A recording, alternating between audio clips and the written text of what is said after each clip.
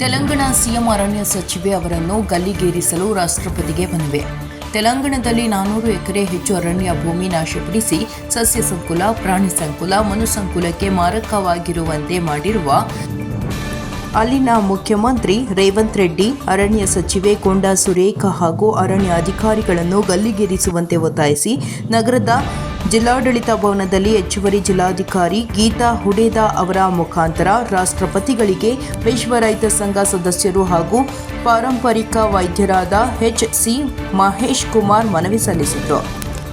ತೆಲಂಗಾಣ ರಾಜ್ಯದ ಮುಖ್ಯಮಂತ್ರಿ ರೇವಂತ್ ರೆಡ್ಡಿ, ಅರಣ್ಯ ಸಚಿವೆ ಕೊಂಡಾ ಸುರೇಖಾ ರವರನ್ನು ಹಾಗೂ ಅರಣ್ಯಾಧಿಕಾರಿಗಳನ್ನು ತೆಲಂಗಾಣದಲ್ಲಿರುವ 400 ಎಕರೆಗೂ ಹೆಚ್ಚು ಅರಣ್ಯವನ್ನು ನಾಶ ಮಾಡಿದ್ದಾರೆ. ಐಟಿ ಪಾರ್ಕ್ ನಿರ್ಮಿಸುವ ನೆಪ ಹೇಳಿ ಅರಣ್ಯಕ್ಕೆ ರಾತ್ರೋರಾತ್ರಿ ಯುದ್ಧೋಪಾದಿಗಳಲ್ಲಿ ನಾಶಪಡಿಸಿ ಯಾವುದೇ ಅನುಮತಿ ಇಲ್ಲದೆ ನೂರಾರು ಜೆಸಿಬಿ ಮುಖಾಂತರ ತೆರಳಿ ಅರಣ್ಯ ಹಾಗೂ ಅಲ್ಲಿರುವ ಅಪಾರ ವನ್ಯಪ್ರಾಣಿ ಪಕ್ಷಿಗಳ ಮಾರಣ ಹೋಮವಾಗಿದೆ.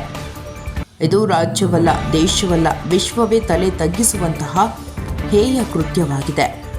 ಇಂತಹ ಕ್ರೂರ ಕಾರ್ಯಾಚರಣೆ ಮಾಡಿರುವ ತೆಲಂಗಾಣ ಸರ್ಕಾರವನ್ನು ವಜಾ ಮಾಡಿ ಇದಕ್ಕೆ ಸಂಬಂಧಪಟ್ಟ ಅರಣ್ಯ ಅಧಿಕಾರಿಗಳು ಪ್ರತಿರೋಧ ಹೂಡದೆ ಕೈಜೋಡಿಸಿರುವುದು ಅಕ್ಷಮ್ಯ ಅಪರಾಧವಾಗಿದೆ. ಇವರನ್ನು ಸೇವೆಯಿಂದ ವಜಾಗೊಳಿಸಿ ಅಲ್ಲಿ ಮತ್ತೆ ಅರಣ್ಯ ಬೆಳೆಸುವಂತೆ ಮುನ್ನೆಚ್ಚರಿಕೆ ವಹಿಸಿ ಐಟಿ ಪಾರ್ಕ್ ನಿರ್ಮಿಸದಂತೆ ಕ್ರಮ ವಹಿಸಬೇಕು. ಇಂತಹ ಅಕ್ರಮ ವ್ಯವಸ್ಥೆ ನಡೆದಿದ್ದರೂ ವಿರೋಧ ಪಕ್ಷಗಳು ಸುಮ್ಮನಿರುವುದು ಹಲವಾರು ಅನುಮಾನಕ್ಕೆ ಎಡೆ ಮಾಡಿಕೊಟ್ಟಿದೆ. ಇದರ ವಿರುದ್ಧವೂ ತನಿಖೆ ನಡೆಸಿ ಉಗ್ರ ಕ್ರಮ ಕೈಗೊಳ್ಳಬೇಕು.